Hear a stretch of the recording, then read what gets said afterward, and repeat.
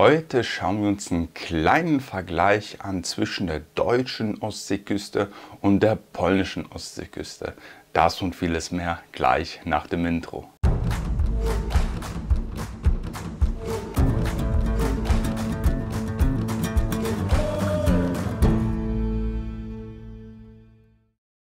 An dieser Stelle auch nochmal Hallo und herzlich willkommen auf meinem YouTube-Kanal. Seitdem ich in Polen lebe, mache ich sehr viel Urlaub an der Ostsee hier in Polen und ich muss wirklich zugeben, dass ich mich hier wirklich in der Ostsee verliebt habe, hier in Polen. Ich habe hier schon zahlreiche Orte besucht, wirklich von der kompletten westlichen Seite bis zur östlichen Seite der polnischen Ostsee. Ich packe euch auch mal später alle Videos nochmal unten in den Kommentaren rein, da könnt ihr euch das gerne anschauen, wenn ihr Zeit und Lust habt. Da gebe ich hin und wieder mal eine Bewertung oder der ein oder andere Tipp wird da vielleicht auch mit bei sein, was vielleicht weiterhelfen würde oder euch zumindest interessieren könnte. Zugeben muss ich aber auch, dass ich nie wirklich Urlaub auf der deutschen Ostseeseite gemacht habe. Das kam mir irgendwie nie so ganz wirklich in den Sinn. Aber wir schauen uns jetzt mal einen Bericht an, wo die polnische Ostseeküste mit der deutschen Ostseeküste verglichen wird. Und ja, da bin ich auch schon sehr gespannt, was dann überhaupt dabei rauskommt. Ihr könnt mir auch vielleicht mal gerne in den Kommentaren hinterlassen, ob ihr mehr auf der deutschen Seite seid oder mehr auf der polnischen Seite. Ich gehe mal ganz stark davon aus, da ich ja einige der Zuschauer kenne, die meinen Kanal verfolgen, dass die meisten zumindest mehr auf der polnischen Seite Urlaub machen. Aber wenn ihr vielleicht schon mal auf beiden Seiten wart, könnt ihr es mir mal gerne in den Kommentaren hinterlassen, welche Seite für euch besser ist. Dann fangen wir mal an. Ja, ich sitze ihn schon mal warm, kann ich ganz gut. Ich bin sozusagen professionelle Strandkorbsitzerin. Und wenn Sie das auch sehr gut können, dann ist jetzt eigentlich nur eine Frage offen. Machen Sie das besser an der deutschen oder an der polnischen Küste? Das Supermarkt-Ostsee-Duell. Deutsche oder polnische Ostsee? Wo bekommt man mehr für sein Urlaubsgeld? Wir schauen uns an, wie viel kosten eine Übernachtung. Ich korrigiere ganz bisschen meine Aussage. Hier wird mehr ein Preisvergleich gemacht, wie jetzt zum Beispiel, wo es jetzt wirklich besser ist. Wobei man auch da sagen muss, dass es, denke ich, mehr auf die Person darauf ankommt, was er mehr mag und was er weniger mag. Aber schauen wir uns das trotzdem mal weiter an. Und ein Restaurantbesuch. Wie viel muss man für Snacks, Unternehmungen und einen Tag am Strand hinlegen? 2 Tage und eine Nacht gucken wir ganz genau hin. Ich an der deutschen und Thomas an der polnischen Ostsee. Unsere Hotels haben wir einen Monat vor unserer Reise gebucht. Meins liegt prominent mitten in Aalbeck, nah an der Promenade. Das Doppelzimmer kostet hier 170 € inklusive Frühstück.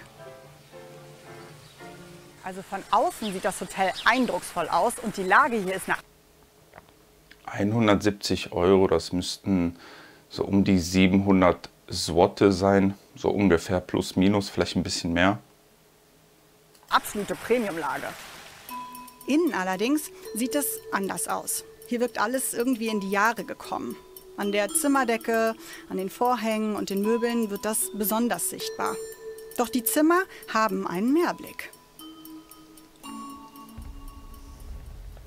Für mich ist die Ostsee dagegen außer Sichtweite.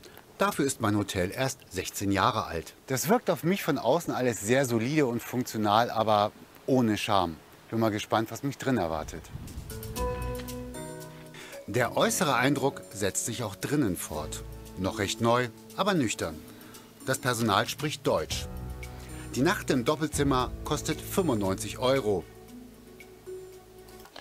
Also jetzt in beiden Hotels, ich finde die Hotelausstattungen standardgemäß, wenn man jetzt nichts Besonderes gebucht hat. Ne? Also das wird wahrscheinlich ein 0815 Hotel sein, jetzt auf der deutschen sowie auf der polnischen Seite. Und die haben wahrscheinlich ein Standardzimmer gebucht.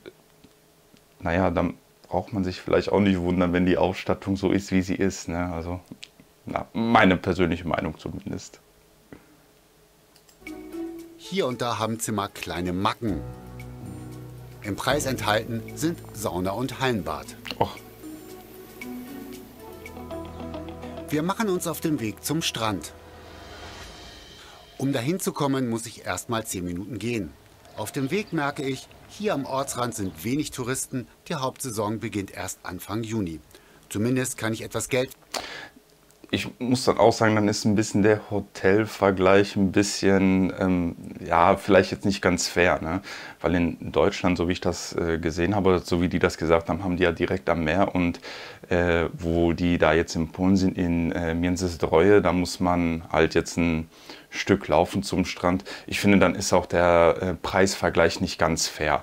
Ja, da muss man vielleicht auch ein Hotel auf der polnischen Seite nehmen, was vielleicht auch direkt am Strand ist, um da auch dann genau eine bessere Messung zu machen, vom Preis her zumindest. Wechseln für den kleinen Einkauf. Meist kann man aber auch mit Karte zahlen. Und dann endlich am Ziel. Wenn ich das jetzt noch mal so sagen darf, also die waren ja gerade an der deutsch-polnischen Grenze, die deutsche Seite war Ahlbeck und die polnische Seite fängt normalerweise mit Swinemünde an und ich frage mich, warum die Międzyzdroje genommen haben und nicht Swinemünde. Ne? Also ich denke, Swinemünde wäre interessanter gewesen. Der Strand von Mistroj ist sauber, sogar eine Seebrücke gibt es hier. Ich muss nur die Straße runterlaufen. Hier ist mein Hotel und hier ist schon der Strand. Der breite, weiße Sandstrand in Ahlbeck enttäuscht nicht. Super sauber und noch nicht so voll. Zum Baden ist es mir zwar noch viel zu kalt, aber bei 15 Grad Wassertemperatur ist die Ostsee zum Erfrischen genau richtig. Jetzt fehlt doch nur noch der Strandkorb. Den kann man in Ahlbeck direkt am Strand mieten. Hier gibt es zahllose Körbe in groß und klein. Für einen Tag zahle ich 12 €. Wie ich finde, ganz schön. Seid ihr Strandkorb, Mieter, Bucher? Wie kann man das jetzt sagen? Also ich persönlich überhaupt nicht, wirklich nicht. Ich habe sowas noch nie gebucht und ich plane sowas auch nie zu buchen. Viel Geld, aber gut investiert. Herrlich. Jetzt schicke ich Thomas mal ein Neidbild.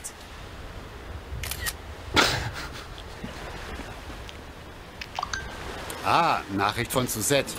Ich und neidisch, lächerlich. Das schaffe ich auch.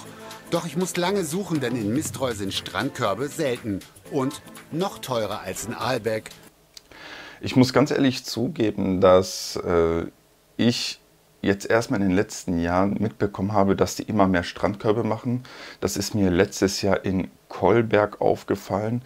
Ich war schon 2, 3 Jahre davor auch in Kolberg, da gab es die Strandkörbe nicht. Dann hatten die jetzt auf einmal letztes Jahr welche und wo ich vor 2 oder vor 3 Jahren war ich auch in Międzyzdroje und ich meine, da hatten die auch keine Strandkörbe. Anscheinend gibt es jetzt welche und wie er gerade gesagt hat, die sind sogar teurer. 16,50 € pro Tag. Boah, okay, das ist aber schon ordentlich. Ne? Auf der deutschen Seite 12 €, hier 16,50 €. Ist schon teurer. Ist schon viel teurer, finde ich. Das tolle Wetter bekommen wir immerhin beide gratis dazu. Die meisten Touristen kommen aus Überzeugung immer wieder an die deutsche Ostsee, erzählen sie mir. Aber ist einfach mittlerweile schon viel, viel teurer geworden. Man muss sich da schon auf etwas höhere Preise einstellen. Aber wenn man wirklich Geld sparen muss, muss man suchen nach Angeboten. Wenn man das hier sozusagen sich betrachtet, einmal hier Ahlbeck und dann Swinemünde, dann würde ich auch sagen, okay, man kommt hier rein und schon sieht man, wie das Geld aus allen Fugen hier krabbelt. Es ist natürlich durchweg auch günstiger sicherlich mit den Slotties, aber wirklich an manchen Stellen echt arm. Das würde ich sagen, ist ein deutlicher Unterschied. Zu hier jetzt. Wir sind gerade hierher gekommen, sind hier total geflasht und denken, wow, wie sieht das hier aus? Also ich muss wirklich zugeben, ich habe noch nie Urlaub auf der deutschen Seite gemacht, wie ich das schon gerade erwähnt habe. Ich persönlich, ich finde auch die Architektur auf der deutschen Seite schön. Also ich bin schon mal mit dem Fahrrad von Swinemünde nach Ahlbeck rübergefahren und man muss sagen, die deutsche Seite hat eine sehr schöne Architektur, keine Frage. Ist jetzt hier auch wirklich nur eine Geschmackssache der Dame natürlich, aber sie ist, so wie ich das verstanden habe, geflasht von der deutschen Seite und von der polnischen Seite nicht so. Ich finde, zwischen Swinemünde und Ahlbeck gibt es Unterschiede, aber jetzt auch nicht so extrem große. Ist zumindest so mein Empfinden.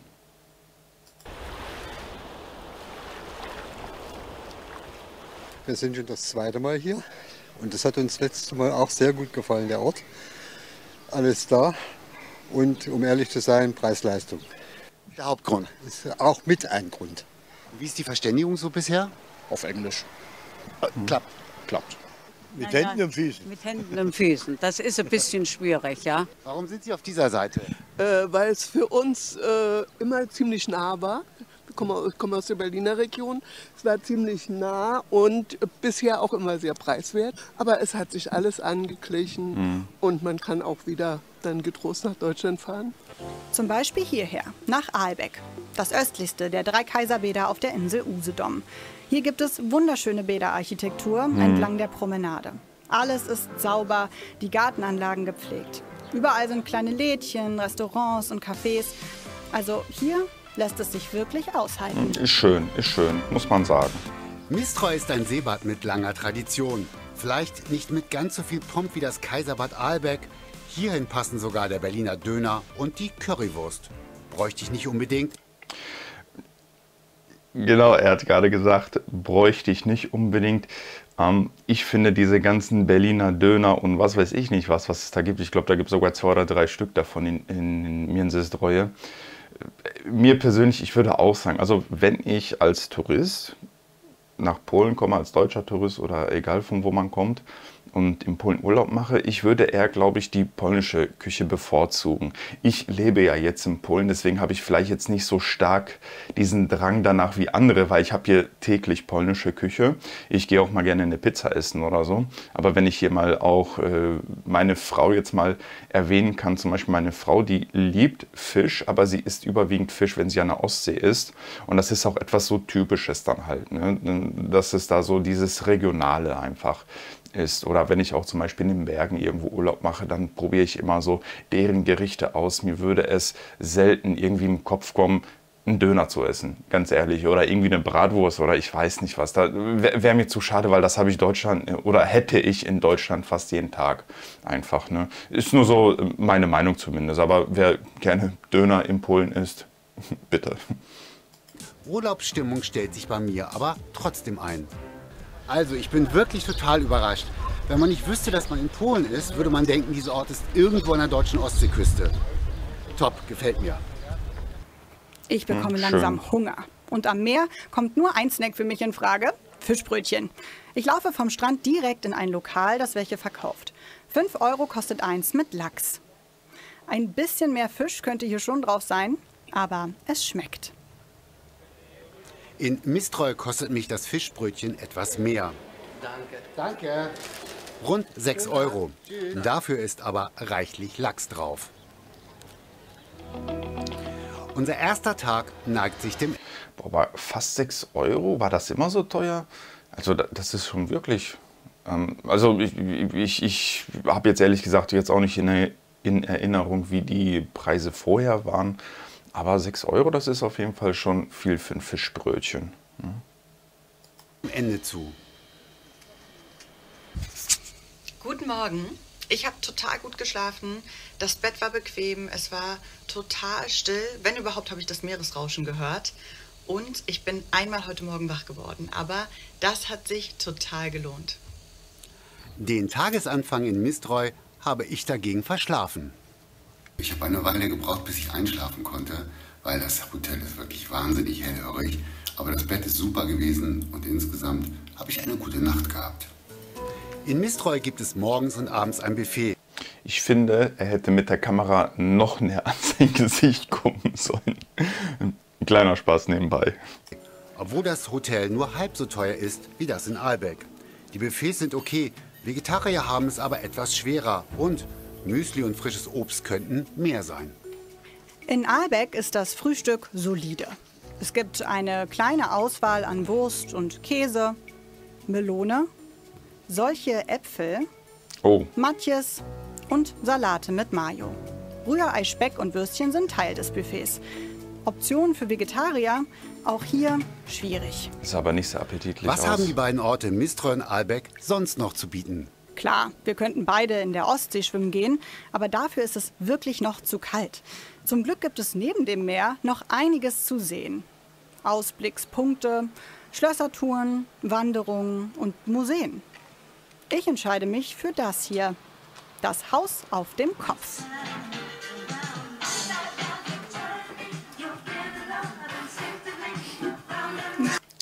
Das Haus über Kopf gibt es, glaube ich, in Polen an fast jedem Touristenort, wirklich. Also das Swinemünde, ich glaube auch in Międzyzdroje, in Kołobrzeg, in den Bergen, also fast überall hast du das. Ich glaube, wo ich letztes Jahr in Swinemünde war, ich bin mir jetzt nicht so 100% sicher, hat es, ich meine, 25 Zloty gekostet, zum heutigen Umrechnungskurs so ungefähr 6 € Eintritt. Persönlich war ich da aber noch nie drin. Hier steht nicht nur das Haus selbst auf dem Kopf, sondern auch die ganze Inneneinrichtung. Witzige Aufnahmen bekommt man hier auf jeden Fall. Ich hatte gerade 10 sehr lustige Minuten. 8,90 € dafür finde ich allerdings ein bisschen viel. Ja, knapp 9 €. Mit 9 € komme ich auch in Polen nicht günstiger weg. Ich bin im Ostsee-Miniaturpark. Hier sind 30 Wahrzeichen nachgebaut, alle aus Ländern, die an der Ostsee liegen. Siegessäule und Lübecker Tor, neben der Marienburg aus der Nähe von Danzig. Eine Stunde kann man sich hier gut umgucken. Hat sich gelohnt. Schön, schön. Zum Mittag suchen wir uns jeweils ein Restaurant direkt an der Promenade, das auch im Internet gute Bewertungen bekommen hat. Offensichtlich gibt es hier mittlerweile kaum noch Fisch unter 20 €. Ich bestelle Zander für 21,50 € Fazit: guter Geschmack, große Portion, Preis-Leistung ist okay. Selbst in Toplage direkt am Strand sind in Mistroj Restaurants noch geschlossen. Eben noch keine Hauptsaison. Ich finde aber eine Alternative direkt an der Seebrücke und bestelle gebratenen Dorsch mit Pommes, Salat und einer Soße. Auch hier in Polen kostet das mittlerweile 20,50 €. Statt einen gebratenen Fisch bekomme ich dann einen frittierten Fisch. Später erfahre ich, an der polnischen Küste ist Fisch in der Regel frittiert. Egal, wie es auf der Karte steht. Gut zu wissen. Das wusste ich gar nicht. Also ehrlich gesagt ist mir das auch nie so wirklich aufgefallen mit dem Fisch. Ich muss auch zugeben, dass ich jetzt nicht der allergrößte Fischesser bin. Was mir aber aufgefallen ist an der polnischen Ostsee, dass auf der Karte wirklich etwas steht und man kriegt danach etwas anderes. Also ich hatte da auch schon mal die ein oder andere Diskussion mit dem Kellner dann auch, warum ich etwas kriege, was ich nicht bestellt habe, und die Antwort war, ja, das ist hier Standard. Ja, da muss man aber auch standardgemäß, meiner Meinung nach zumindest, die Karte umändern und wirklich schreiben, was man kriegt. Letzter Tagespunkt, ein Ausflug mit dem Fahrrad. Das kostet in Mistroj 7 € am Tag. Richtig schöne Fahrradwege finde ich zwar nicht, okay. Trotzdem lohnt sich die Tour. Nur ein Stück weg vom Ort habe ich den Strand fast für mich alleine. Dieser Blick macht den Abschied richtig schwer. Bei mir kostet ein Fahrrad für einen Tag 8 €. Und damit kann man auch tatsächlich den ganzen Tag auf den breiten, ausgebauten Fahrradwegen entlang der Promenade verbringen. Schön. Durch die 3 Kurbäder durch führt der Weg bis rüber nach Polen. Sehr empfehlenswert. Nach 2 Tagen und einer Übernachtung treffen wir uns wieder an der deutsch-polnischen Grenze. Und wie war's? Die Ostsee ist wunderschön, die deutsche Ostsee. Die Hotels sind toll, es ist toll gepflegt. Die Kurbäderlandschaft, Architektur super, aber eben auch entsprechender Preis dafür. Also ich fand tatsächlich die polnische Küste super. Mir hat es total gut gefallen. Es ist halt manchmal so, dass du mit gewissen Unwägbarkeiten rechnen musst, die du vielleicht in Deutschland nicht ganz so hast. Aber ansonsten super jederzeit wieder. Mein Trip nach Aalbeck hat mehr gekostet als der von Thomas nach Mistroj. Den größten Preis. Wenn wir jetzt mal schauen, wie gesagt, mit dem Hotel, das war jetzt irgendwie nicht ganz fair berechnet, meiner Meinung nach zumindest. Und wenn man jetzt mal so guckt, sind die Preise zumindest, was die hier so aufzeigen, ähnlich. Ja, okay, mit dem Hotel, ja. Unterschied gab es bei unseren Hotels. Fest steht allerdings auch, schon längst ist in Polen nicht mehr alles günstiger als in Deutschland. Ja, also ich fand das Video sehr spannend, sehr interessant. Wie ich schon gerade erwähnt habe, das ein oder andere Mal. Ich finde, hier ist ein bisschen so die Problematik mit dem Hotelvergleich.